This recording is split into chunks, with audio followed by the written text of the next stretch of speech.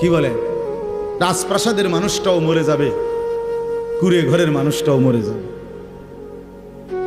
সুখের খাবার যার মুখে সেও মরে যাবে, ভিক্ষার থালা যার হাতে সেও মরে যাবে, যাবে না?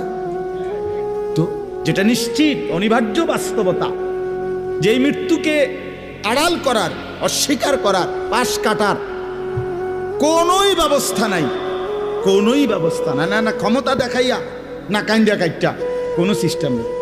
ক্ষমতা দিয়েও মৃত্যুকে ঠেকানো যাবে না, কাইন্দা কাইটাও কি করা যাবে না মৃত্যুকে।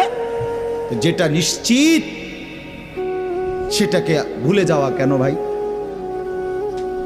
কেন ভুলে যাব আমরা? আল্লাহর নবী সাল্লাল্লাহু আলাইহি ওয়াসাল্লামের যেই হাদিস আমি পড়ছি, এটাই নবীজি বলছেন, আকসিরু যিকরা হাদিমিল লাযযাত, আমার উম্মত প্রতিদিন বেশি বেশি